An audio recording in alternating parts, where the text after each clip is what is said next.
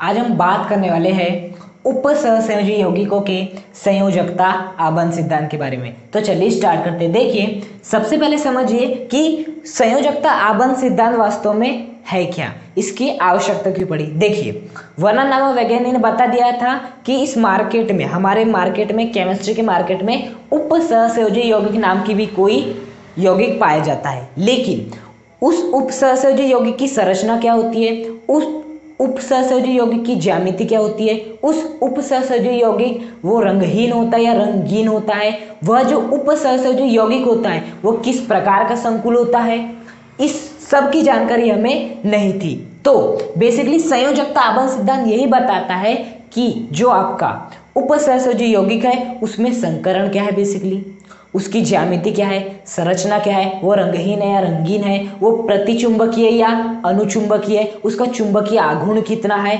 और वो किस प्रकार का संकुल है। ओके, तो संयोजकता आबंध सिद्धांत की आवश्यकता क्यों पड़ी, ताकि हम उपसहसंयोजी यौगिकों की जो विभिन्न प्रकार के गुण होते हैं उनका वर्णन कर सके। अब संयोजकता आबंध सिद्धांत क्या होता है, इसके लिए मैं आपको एक एग्जाम्पल दूंगा। ऐसे बहुत सारे एग्जाम्पल करेंगे जिसकी सहायता से आप बेहतर तरीके से समझ पाओगे कि संयोजकता आबंध सिद्धांत वास्तव में होता क्या है। देखिए, सबसे पहले एग्जांपल लेता हूं मैं आपका CrNH3 6 3+ का।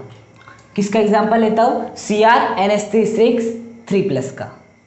अब देखिए, यदि आपको संयोजकता बंध सिद्धांत को अच्छे समझना है तो कुछ स्टेप है, उन स्टेप को फॉलो करना है। सबसे पहले जो आपका उपसहसंयोजी यौगिक दिया है, उस उपसहसंयोजी यौगिक में देखिए आपका केंद्रीय धातु परमाणु कौन है और लिगैंड कौन है। तो सबसे पहले देखिए कि आपके उपसहसंयोजी यौगिक में केंद्रीय परमाणु कौन है और लिगैंड कौन है। उसके बाद आपको क्या करना है, बेसिकली केंद्रीय धातु परमाणु की क्या ज्ञात करना है, ऑक्सीकरण अवस्था ज्ञात करना है। क्या करना है, बेसिकली ऑक्सीकरण अवस्था ज्ञात करना है। तो इसमें केंद्रीय धातु परमाणु क्या है, Cr है, इसकी ऑक्सीकरण अवस्था में ज्ञात करना है, इसका सेकंड स्टेप है। तो इसकी ऑक्सीकरण अवस्था क्या मान लेते हैं, X मान लेते हैं। उसके बाद NH3 पर NH3 की ऑक्सीकरण अवस्था कितनी होती है, 0। तो आपके कितने NH3 है, 6 NH3 है। तो 6 NH3 की ऑक्सीकरण अवस्था कितनी हो जाएगी, 0 × 6 इज इक्वल टू, इस सब यौगिक के ऊपर कितना चार्ज है, 3+, तो इसको +3 के बराबर कर देंगे। तो 0 × 6 कितना होता है, 0 ही होता है। x + 0 x ही होता है। तो x बराबर कितना आ गया आपका, +3 आ गया। मतलब कि जो आपकी Cr की जो ऑक्सीकरण अवस्था है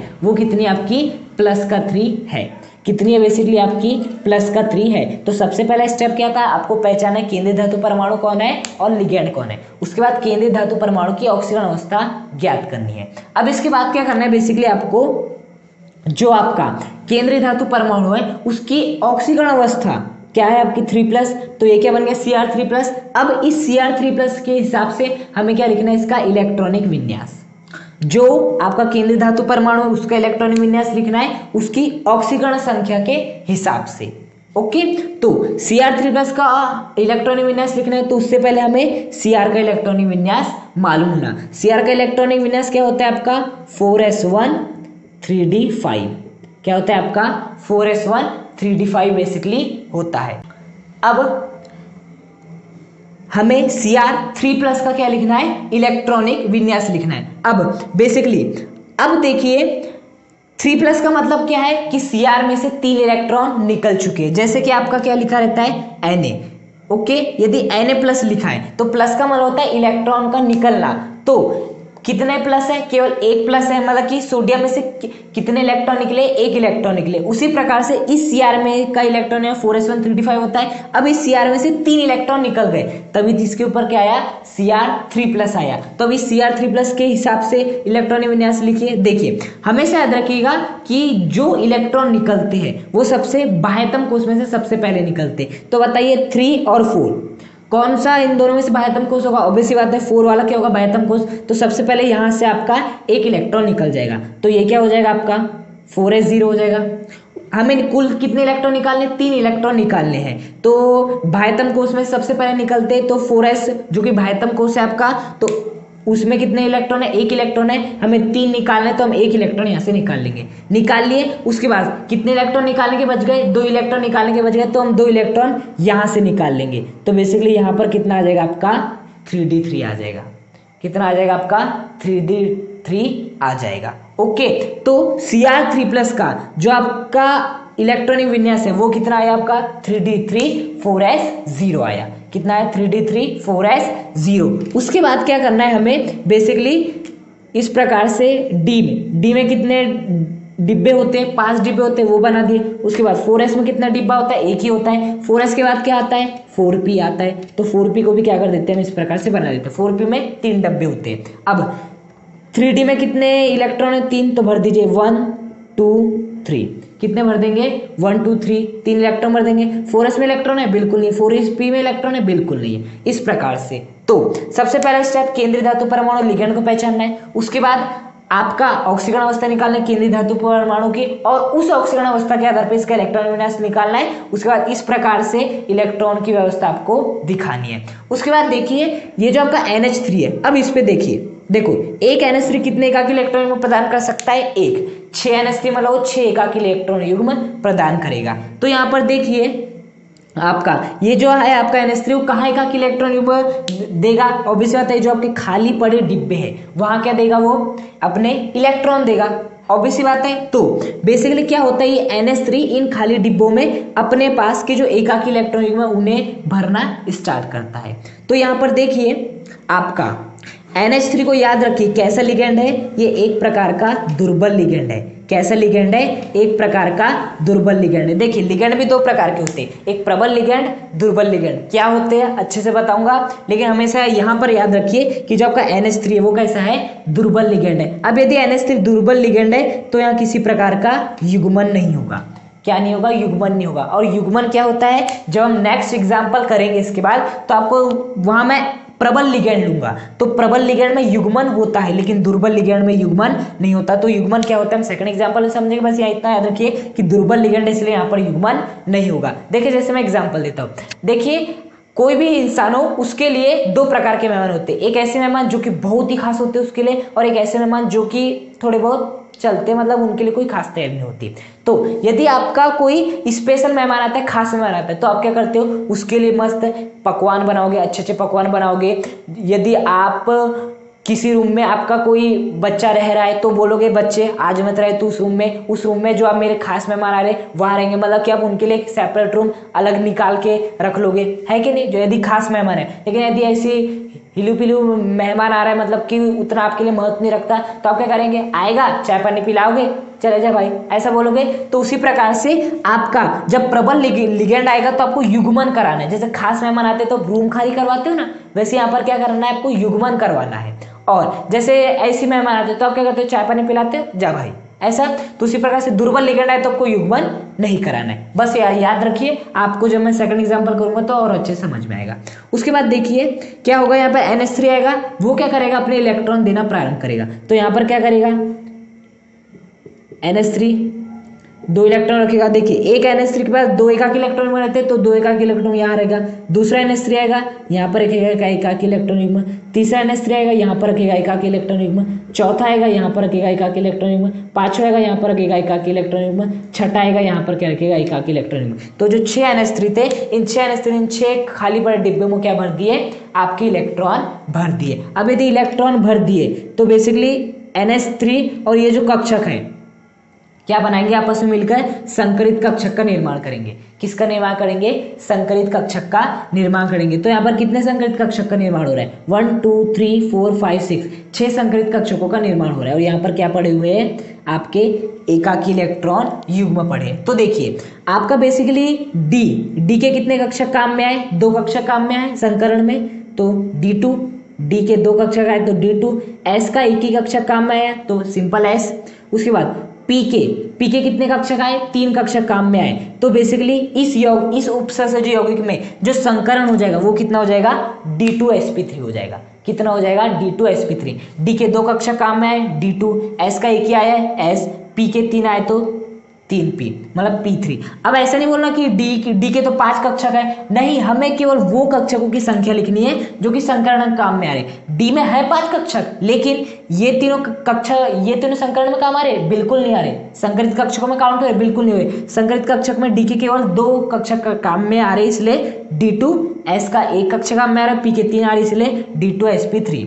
मतलब कि जो संकरण होगा वो कौन सा होगा आपका CrNH3 6 3+ में होगा D2sp3। और यदि D2sp3 संकरण होता है तो आपकी संरचना कैसी होती है? अष्टफलकीय।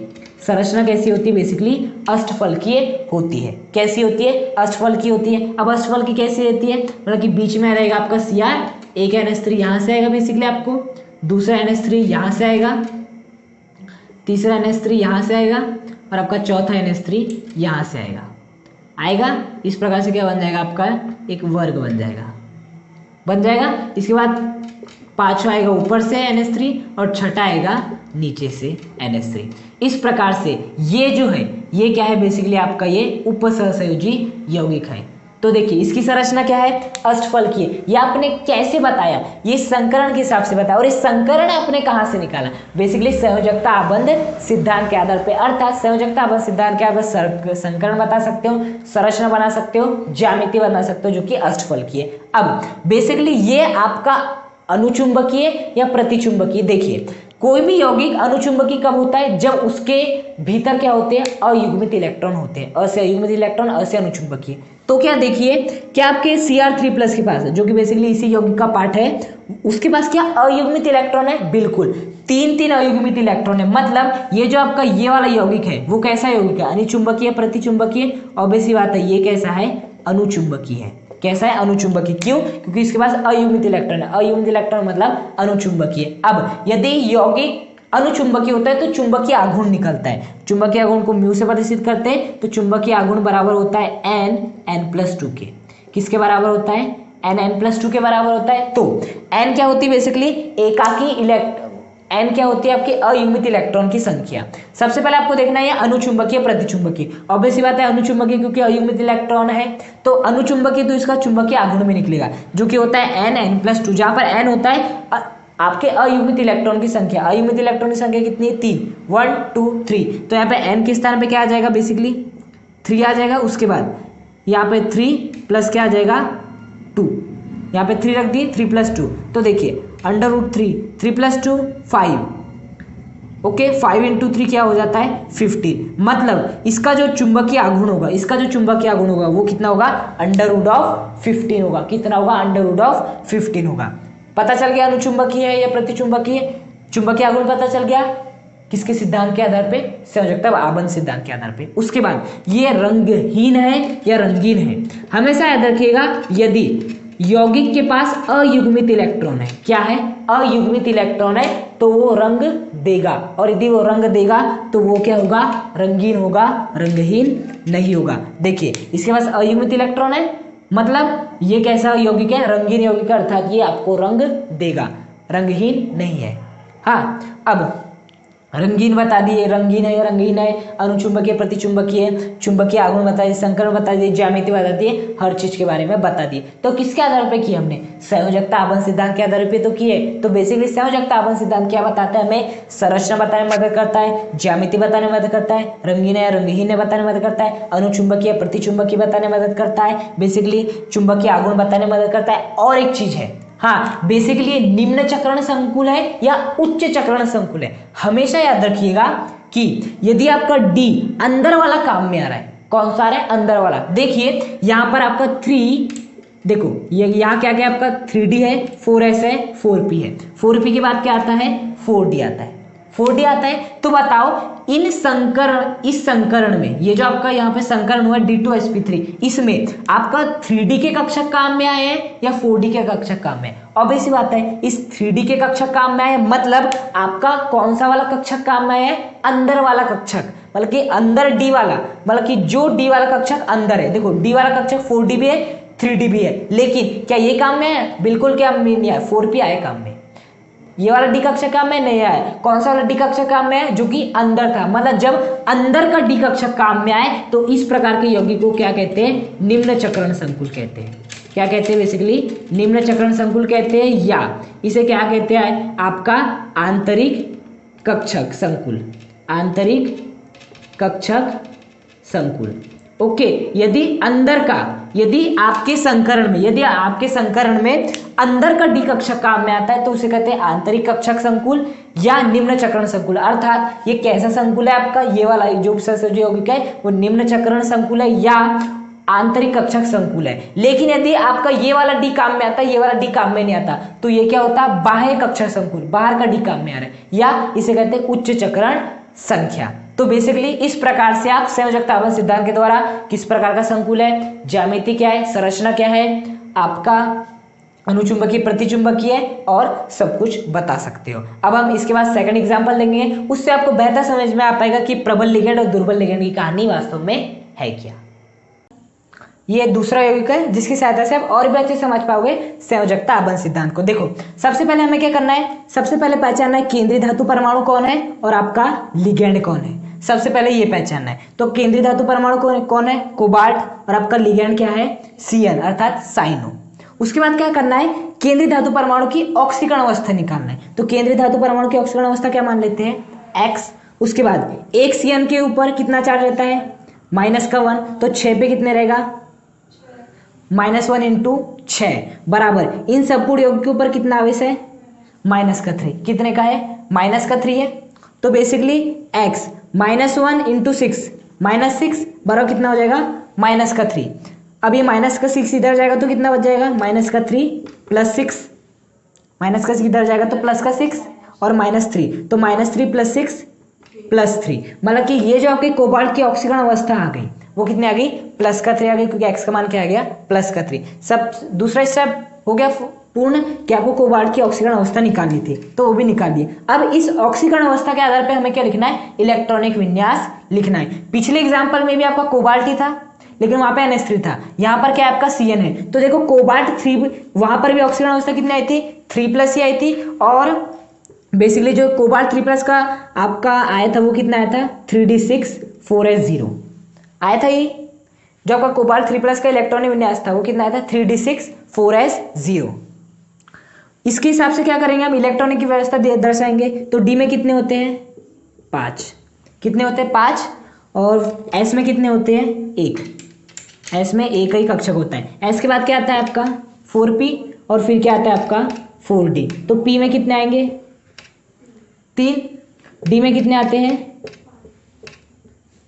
5 आ गए। तो इस प्रकार से हमने दिखा दिए 3d6 4s0 4p और 4d। उसके बाद बेसिकली क्या करना है, इन इलेक्ट्रॉनों को भरना है। तो देखो पहला इलेक्ट्रॉन, दूसरा इलेक्ट्रॉन, तीसरा, चौथा, पांचवा और ये छठा इलेक्ट्रॉन, 6 इलेक्ट्रॉन हो गए। उसके बाद बेसिकली आपको क्या करना है, 4s में इलेक्ट्रॉन है, नहीं है, 4p में है, नहीं है, 4d में है, नहीं है। उसके बाद बेसिकली आपका क्या है, CN है, क्या है बेसिकली CN है। अब ये CN क्या करेगा, इन खाली डब्बों को भरने आएगा। अब बेसिकली जो CN है वो CN इसके लिए खास मेहमान है। ये कैसा लिगेंड होता है आपका, प्रबल लिगेंड होता है। कैसा होता है, प्रबल लिगेंड, है ना। तो प्रबल लिगेंड होगा तो हमें यहाँ क्या कराना पड़ेगा, युग्मन कराना पड़ेगा। क्या करना पड़ेगा, युग्मन। जैसे खास मेहमान आते हैं तो कुछ कमरे खाली कर दिए जाते हैं ताकि वहां पे वो रह सके आसानी से। तो उसी प्रकार से खास मेहमान है, प्रबल लिगेंड है, तो ये क्या करेगा, कमरों को खाली करवाएगा। वो बोलेगा तुम युग्मन करो, इसे बोलेगा तू इसके साथ मिल जा, इसे बोलेगा तू इसके साथ मिल जा, और अपने घर को खाली कर दे, 2 कमरों को कर दिया, युग्मन आपका हो गया। प्रबल लिगेंड आएगा तो युग्मन कर देना है। उसके बाद बेसिकली CN कितने हैं, 6 है। एक CN एक एकाकी इलेक्ट्रॉन युग्म देता है, तो 6 CN 6 एकाकी इलेक्ट्रॉन युग्म देंगे। तो पहला एकाकी इलेक्ट्रॉन यहाँ पर देगा, दूसरा यहाँ पर, तीसरा यहाँ पर, चौथा यहाँ पर, पांचवा यहाँ पर और छठा यहाँ पर देगा। तो बताओ कितने आपके संकरित कक्षक बनेंगे, 6 संकरित कक्षक बनेंगे। और यदि 6 संकरित कक्षक बनेंगे तो बताओ D कितने हैं, 2 कक्षक काम आ रहे हैं तो D2। S का कितना, एक ही कक्षक काम आ रहे हैं तो S। P के कितने कक्षक काम आ रहे, 3, तो क्या हो जाएगा sp3। तो इसका संकरण कितना हो जाएगा, D2sp3। क्या होगा, D2sp3। अब यदि संकरण D2sp3 है तो हमेशा याद रखना इसकी संरचना कैसी होगी, अष्टफलकीय, अष्टफलकीय होगी। हाँ, तो जो आपका संरचना होती है वो अष्टफलकीय होती है। मतलब इसकी भी जो संरचना बनेगी, CO बीच में रहेगा, एक CN यहाँ से आएगा, एक CN यहाँ से आएगा, एक CN यहाँ से आएगा और एक CN कहाँ से आएगा, यहाँ से आएगा। इस प्रकार से बन जाएगा वर्गाकार भाग, वर्गाकार भाग। एक CN आएगा ऊपर से और एक CN आएगा आपका नीचे से। ये होती है आपकी कौन सी संरचना, अष्टफलकीय संरचना बेसिकली होती है। हाँ, इसके बाद क्या करेंगे हम, संरचना देख लिए, संकरण देख लिए, ज्यामिति देख लिए। उसके बाद क्या करेंगे कि ये वाला आपका निम्न चक्रण संकुल है या उच्च चक्रण संकुल है। हाँ, बेसिकली उसके लिए हम क्या करते हैं, डी को देखते हैं। यदि आपका संकरण में अंदर वाला डी काम में आ रहा है तो कौन सा होगा, ये निम्न चक्रण संकुल होगा। लेकिन यदि बाहर वाला डी काम में आ रहा है तो उच्च चक्रण संकुल। तो यहां पर बताओ डी कौन सा वाला काम में आ रहा है, अंदर वाला डी काम में आ रहा है, मतलब ये कौन सा कक्षक संकुल होगा, आंतरिक कक्षक संकुल होगा। कौन सा होगा, आंतरिक कक्षक संकुल होगा, या इसे क्या कह सकते हैं, निम्न चक्रण संकुल। क्या कहते हैं, निम्न चक्रण संकुल कह सकते हैं। हाँ, क्योंकि अंदर वाला डी काम में आ रहा है। उसके बाद ये रंग देगा या नहीं देगा, क्या इसके पास अयुग्मित इलेक्ट्रॉन है, नहीं है। और यदि अयुग्मित इलेक्ट्रॉन नहीं है तो रंग नहीं देने वाला, मतलब ये क्या होगा, रंगहीन होगा। क्या होगा, ये रंगहीन होगा क्योंकि अयुग्मित इलेक्ट्रॉन नहीं है। इसके बाद ये अनुचुंबकीय होगा या प्रतिचुंबकीय होगा, ऑब्वियस सी बात है ये प्रतिचुंबकीय, क्योंकि अनुचुंबकीय कब होता है, जब अयुग्मित इलेक्ट्रॉन होते हैं। अ से अयुग्मित इलेक्ट्रॉन, अ से अनुचुंबकीय। हाँ, तो ये प्रतिचुंबकीय होगा तो इसका चुंबकीय आघूर्ण निकलने वाला, ये कैसा होगा, रंगहीन होगा। तो बेसिकली इसके द्वारा हमने फिर से बता दी कि ये रंगहीन है, आपका उपसर्ग जो रंगहीन है या रंगीन है, प्रतिचुंबकीय अनुचुंबकीय, किस प्रकार का संकुल है, आपका ज्यामिति क्या है, संकरण क्या है, सब कुछ बता दिए। तो बेसिकली संयोजकता आबंध सिद्धांत ने ये बताया कि जो उपसहसंयोजी यौगिक है वो बेसिकली उसकी संरचना क्या होगी, ज्यामिति क्या होगी, रंगीन होगा, रंगीन होगा, प्रतिचुंबकीय होगा, अनुचुंबकीय होगा। यदि अनुचुंबकीय तो चुंबकीय आघूर्ण कितना होगा, प्रतिचुंबकीय मतलब चुंबकीय आघूर्ण क्या है, इसका शून्य है। चुंबकीय आघूर्ण क्या है, शून्य, क्योंकि प्रतिचुंबकीय है। और ये किस प्रकार का संकुल होगा, आई इतनी बात समझ में। तो बेसिकली पता है एग्जाम में क्वेश्चन किस प्रकार से आते हैं, एग्जाम में क्वेश्चन आते हैं कि सिद्ध कीजिए कि जो आपका ये वाला यौगिक है वो क्या होता है, रंगहीन होता है। क्या होता है, रंगहीन होता है। तो आपको ये पूरा स्टेप करना पड़ेगा, लास्ट में लिखना पड़ेगा, चूंकि इसमें कोई भी अयुग्मित इलेक्ट्रॉन नहीं आता, ये क्या होगा, रंगहीन होगा। दूसरा क्वेश्चन पूछता है, सिद्ध कीजिए कि ये वाला जो यौगिक है वो कैसा है, प्रतिचुंबकीय। तो आपको पूरा बनाना पड़ेगा ऐसा। उसके बाद लास्ट में लिखना पड़ेगा, चूंकि इसके पास एक भी अयुग्मित इलेक्ट्रॉन नहीं, इसलिए ये क्या है, प्रतिचुंबकीय है। क्या है, बेसिकली प्रतिचुंबकीय है।